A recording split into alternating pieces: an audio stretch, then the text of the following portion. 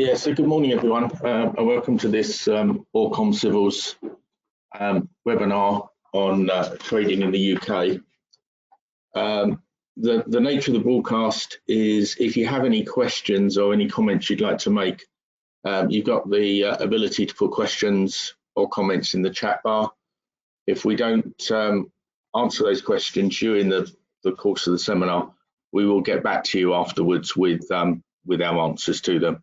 And we'll also be able to circulate those to the people that are on the call. So good morning, I'm Mike Gibbons, I'm the Tax Director here at ORCOM CIVVALS in London. To put into perspective how we designed today's seminar, ORCOM Group is some 1,450 people, majority of our offices in France, but then 10 international offices around the world. And we've based this seminar on what our clients are talking to us, both those overseas and in the UK, who are thinking of working in the UK. We've done that looking at the services we would provide as ORCOM here in London, so accounting and compliance, personal planning, and a lot of what we'll talk about today will be the effect on personal planning, general corporate advice, and audit for those companies that need it. So we've based our seminar of trading in the UK around the sort of comments we get from our clients and the sort of comments we're asked to comment on. So we'll look at corporation tax matters, VAT matters, the costs of employing staff in the UK. We'll then look at those employee tax issues, so the tax matters for the staff that are either in the UK or coming to the UK, and then a short bit at the end in terms of business insurance and some of the audit and account regulations. The webinar is based on the laws and the rules as they are now. As you'll be aware, we are going through a period of coming up to a general election.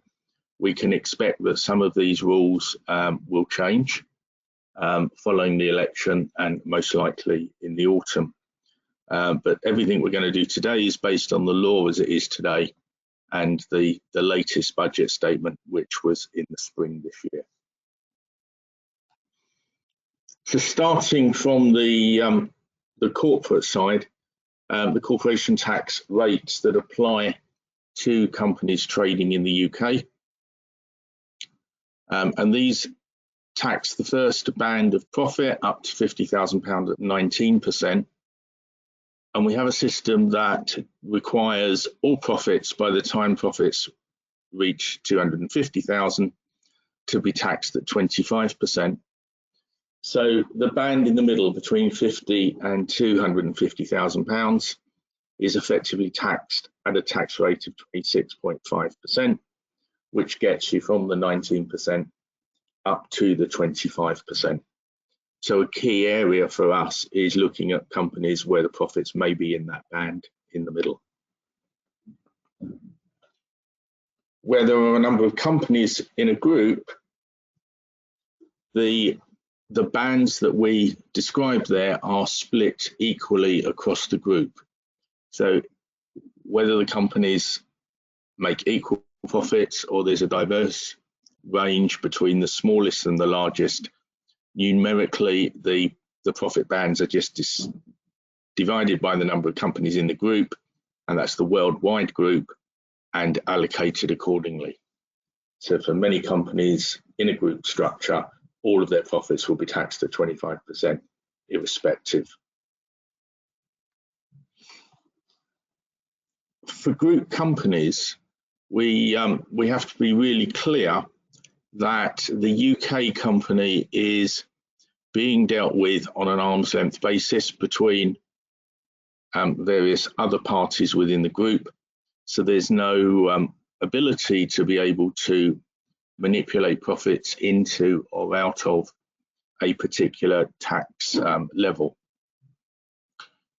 Any medium or large company has to carry out a formal report showing that the pricing charge between the companies within the group is all at arm's length.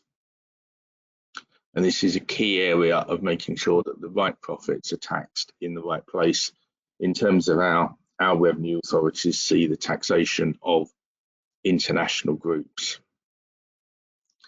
Those adjustments that have to be made to the accounts and to the taxable profit will increase taxable profits or decrease losses to bring them into an arm's length basis for tax purposes, even if for accounts purposes the group wish to move profits around between the group. This is to get the right transparency of profits between the various jurisdictions involved.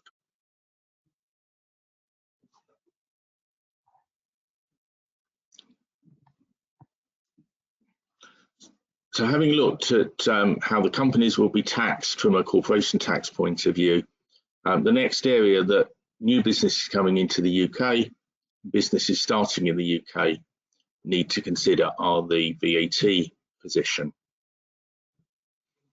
There are some goods and services which are exempt from VAT, and this includes items often such as rent, education, medical facilities.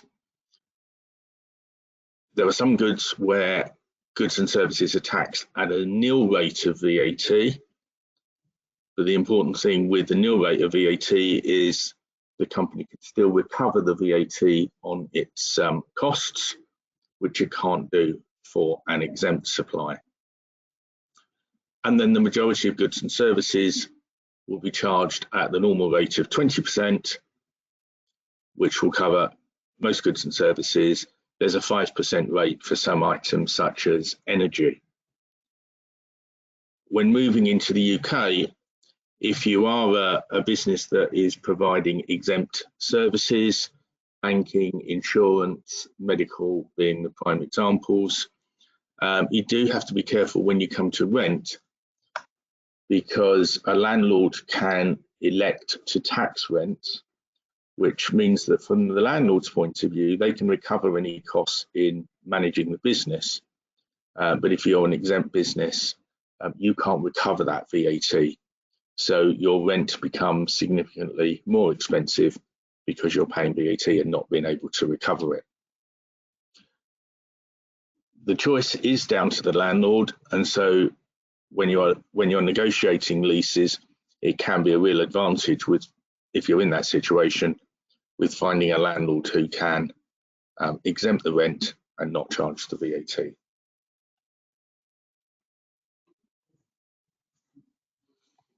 Most businesses will quite quickly meet the turnover threshold for the registration of VAT at £90,000, and this is a £90,000 registration limit in the preceding rolling 12-month period.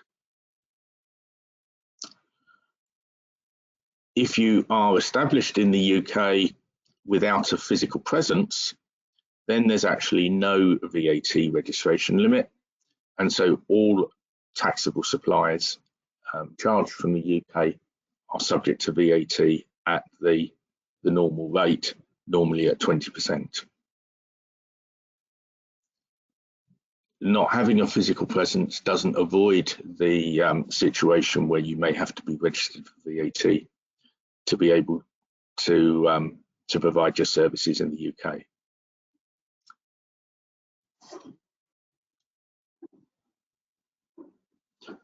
Digital services will be subject to VAT, but on a different basis, depending on whether you're supplying a consumer or whether you're supplying a business.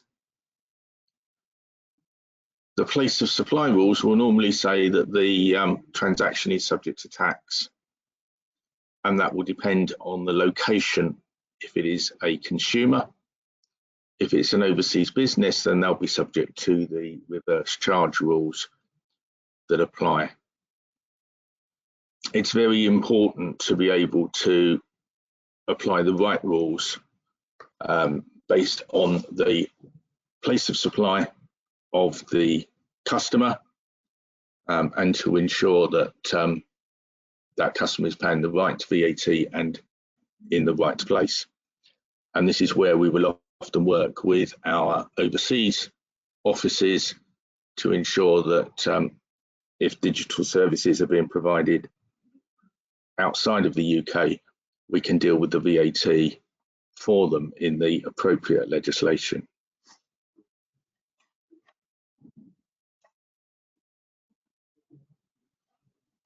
So VAT is very much an operational tax charged on services provided and recovered on any services and goods purchased.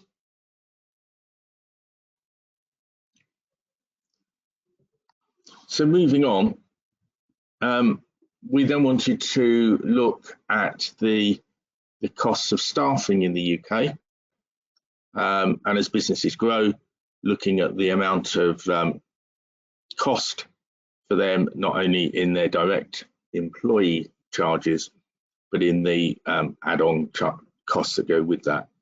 So starting initially with employers' national insurance, and so after a limit of about £10,000, the employee will pay 13.8% of the salary as an employer's national insurance charge.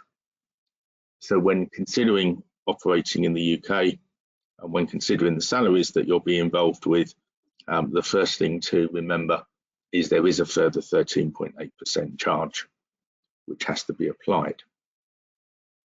There are some special circumstances for apprentices, for young people in employment to stimulate employment for young people and for those over pension age, when lower rates can apply. But the general concept to consider is a 13.8% charge.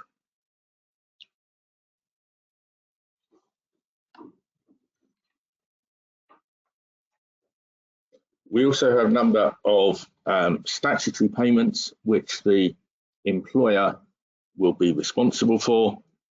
The first one that we always have to consider, particularly for those who are on 0 hours contracts or on an hourly basis, is the statutory minimum pay rates based on age and employment status. And employers will also be responsible for the sick pay for their employees, for maternity pay, and for paternity pay. These costs can, in certain circumstances, be recovered from the state, but for most employers with any significant size of workforce, these become a cost for the employer. There will also be, in addition to the statutory sick pay, there will be the normal employment protections for their employees, and those employment protections will be included in the employer's contract of employment. If the contract allows for a higher sick pay, then that just becomes a cost to the company, and none of that will be recoverable from the government.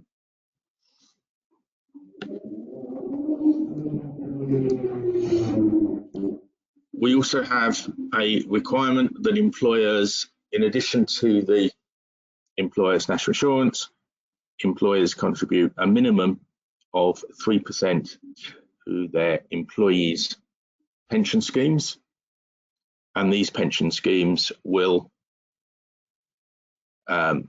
be portable for the employee to move around, and unless the employee specifically opts out of making any pension contributions themselves, the employer must make that 3% contribution. The contribution from the employee is 5% of their qualifying earnings. It's quite feasible that an employee will make higher contributions, and many employers will also make higher contributions than the 3% minimum, but the minimum is the 3% plus the 5%, giving them an 8% contribution each year.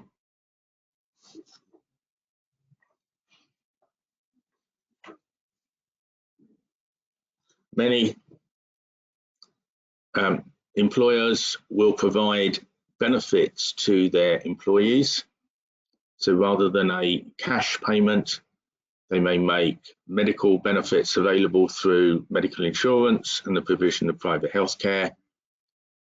They may make a car available, or they may subsidise childcare. All of these are considered to be benefits in kind, and those costs will be taxed back onto the employee as a benefit in kind at the end of the year, and the employer will also be subject to national insurance at that 13.8% value on the value of the benefit provided. So although the employee is receiving the benefit, they're still subject to the same rates of income tax, and the employer is subject to the same rates of national insurance. Specifically at the moment, with the wish to encourage the use of electric vehicles which are incapable of producing any emissions because they're fully electric, are currently taxed as a very low level of benefit in kind, whereas for a petrol or diesel car, the benefit in kind can be up to 30% of the original price of the car. And it's worthy of note that the original price of the car, original list price of the car, may be more than the company actually pays for it. So if provision of cars is a relevant issue for the particular employer, it's worth looking at the type of car and the benefits that the employee will be taxed on.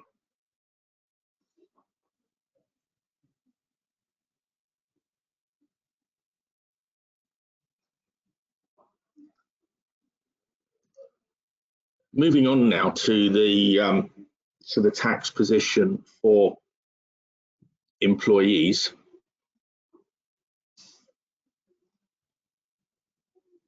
There are a number of bands at which our income tax system works, and we're looking here at the tax bands that apply within England, Wales, and Northern Ireland, which are actually different to the tax rates that apply in Scotland. So if you were going to set up a business in Scotland, a different set of rules would apply. And just showing you there on the slide there, the income tax rates, the first £12,500, £570 is tax-free, and that forms the employee's personal allowance, and everybody who's resident in the UK, subject to what I'm going to talk about in terms of the over 100,000, is entitled to that 12,570 nil rate band. The next 37,700 is taxed at 20%, and that's our basic rate of tax that applies to employees in the UK. The next band up to 100,000 is taxed at 40%, and so an income up to 100,000, some will be taxed at 0, some at 20, and some at 40%. At £100,000, the tax rates remain at 40% for the income, but the 0 rate band starts to be removed on the basis of £1 for each £2 earned. So employees in this band are taxed at an effective rate of 60%. And this is an area where there is tax planning available to try to mitigate that one place within the UK tax system where there is an effective 60% tax rate.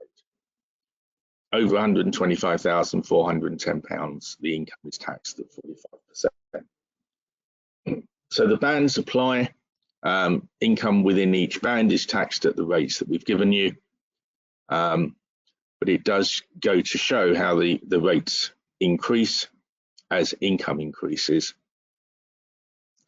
These rates that we've looked at here are specifically for those members of staff earning a salary, salaries and wages. These do not apply if for any reason the individual has dividend income, and there's lower rates applied because the dividend income will already have attracted corporation tax in the company. So we're looking here at what does it mean for your employees in the UK, and the key area and the area for support is often in that band from 100 to 125,000 pounds.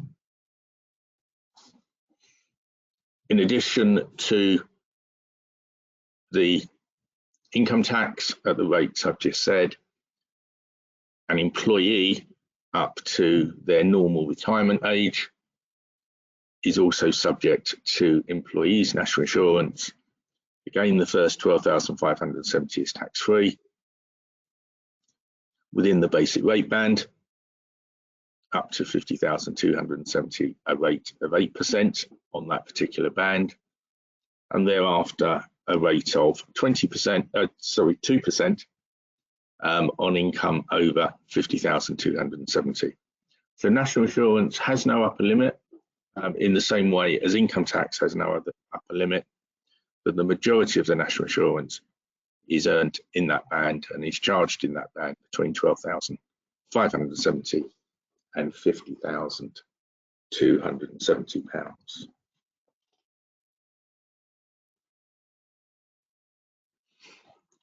We're looking at today potentially employees who are coming to the UK, and there is a special tax regime for employees who come to the UK who are normally domiciled abroad.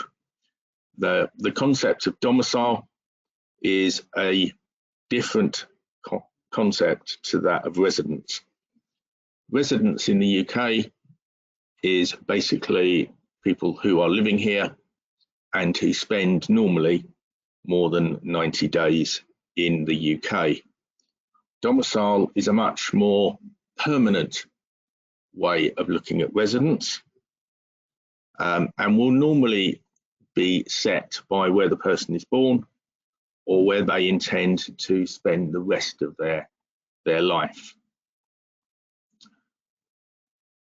So non-UK domiciled individuals who become UK resident will be taxed on their worldwide income, and they'll be taxed on that worldwide income with relief for any tax paid overseas. If that income is under £2,000, it can be ignored. But importantly, if an individual has a lot of income overseas, if that income is taxed here and our income tax rate at the higher rates is higher than the country in which it's originally taxed, then the foreign tax credit will go to reduce but not eliminate the UK tax. So our remittance basis of tax allows that individual to not pay UK tax on that income as long as it is not remitted into the UK, hence the name, the remittance basis.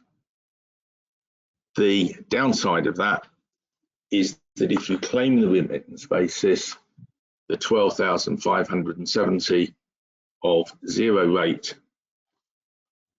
income tax, this first band, as we looked at before, does not apply. So the individual will be taxed on all of their income without the benefit of the personal allowance. So a calculation is required to see whether it is beneficial to claim the remittance basis or not, based on the rate of tax overseas and also the rate of tax being charged in the UK.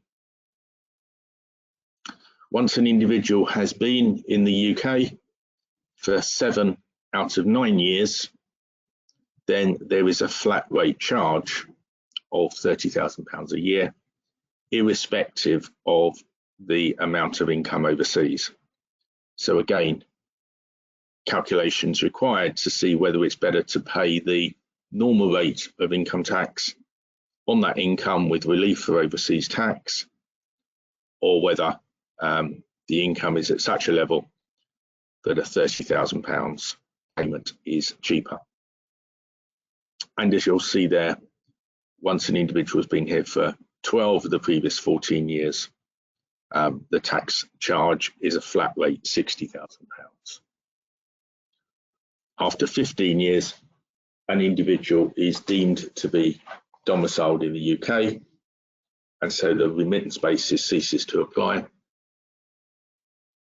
There's no flat rate charge, and all income, worldwide income, is taxed within the UK as if the person was a UK domiciled individual. The remittance basis is a fairly controversial basis of taxation of UK residents who are domiciled abroad, and so it has already been announced in the spring budget this year that new rules will be introduced from April 2025, and these rules have passed through Parliament through the recent Finance Act, although it is possible they will be amended following the forthcoming election. But under the new rules to come in from next April, new arrivals in the UK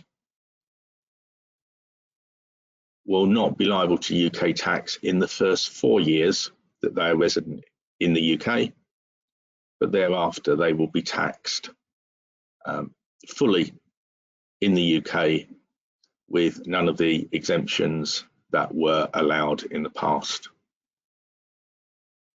The purpose of this is still to attract people into the UK and to encourage inward investment into the UK with the skilled professionals to come with those businesses, but at the same time to try to regularise and have a more uniform rate of tax for those people who are working in the UK.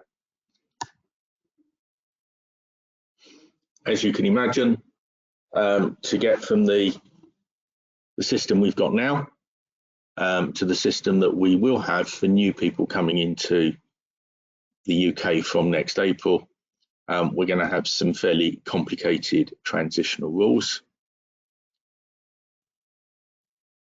which will be a 50% reduction in the foreign income tax liability, so the income tax on that foreign income, for a rebasing of assets so that any capital gains which an individual makes abroad, which are equally taxed in the UK, are only charged on the increase in value since 2019, and there therefore be a need for anyone who comes to the UK and owns assets abroad to have a value for those assets in 2019, so that a calculation can be made on what the gain will be. And for those individuals who do make remittances to the UK, often because they need them for living costs or purchase of property in the UK, there'll be a reduced rate of tax for remittances for the 2 years up to April 27. But these rates will apply to people that are currently in the UK, have claimed a remittance basis for any remittances they make in the future. Anyone in that situation will probably want to take advice as to what their actual tax liability will be in future years, so they can begin to consider what the effect of that is on their annual tax payments, which under our self-assessment rules are made in January following the end of the tax year. So individuals can be looking to see an increase in their tax liability initially at 50%, then 100% from January 2027, but will be important to assess when to bring money in and when it's going to be taxed. So a fairly complicated area for people who are non-resident, resident but non-domiciled in the UK, coming in next April, and one which may need advice for overseas employees in the UK.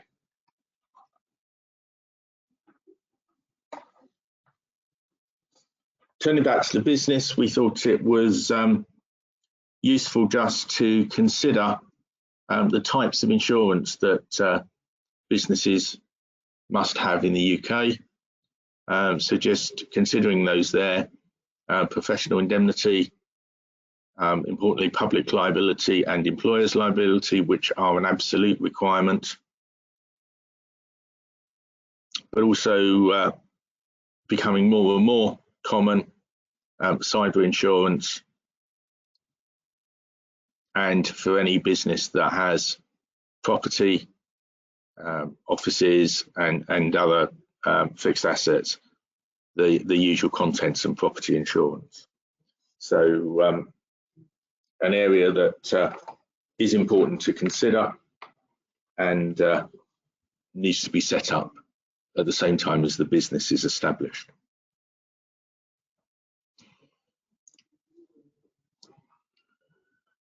Finally, we thought we would just touch on some of the changes which are taking place to accounting standards from October this year.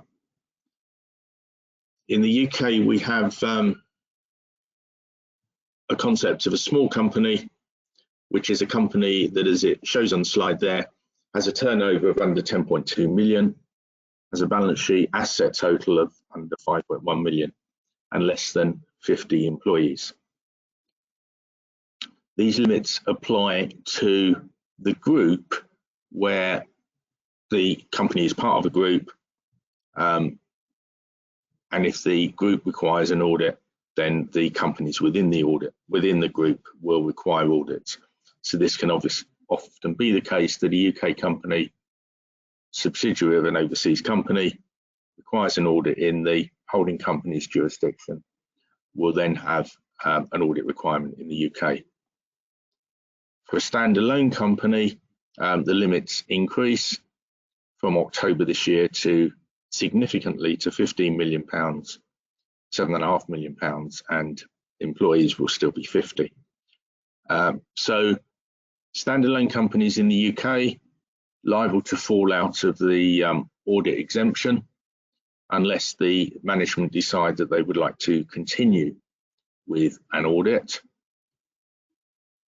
But for overseas companies where you may be looking at your group turnover limits, these are the new limits that apply, and audit exemption may or may not be available. Special rules apply in the first year of trading, first year of the company operating, and where there are changes in the structure and changes because a company becomes part of a holding company. So an area to consider whether the management require an audit, whether shareholders and any shareholder with more than 10% can ask for an audit, but if not, whether the threshold applies and you can avoid audit requirement in the UK. So I hope I've given you a flavour there of the corporation tax basis of taxation for the UK company, the VAT implications of trading in the UK, and then the particular requirements for your employees who may be in the UK, and the areas that they may actually need some help and advice in order to properly deal with their UK self-assessment income tax requirements, as well as their any requirements that may sit in their original jurisdictions. So I hope you found that of interest. I hope it's shown the breadth of areas that need to be considered when you're operating in the UK. If anyone does have any questions, please pop them in the question bar or in the chat box. If anyone has any comments, please put those into the chat box. But failing that, thank you for your time this morning.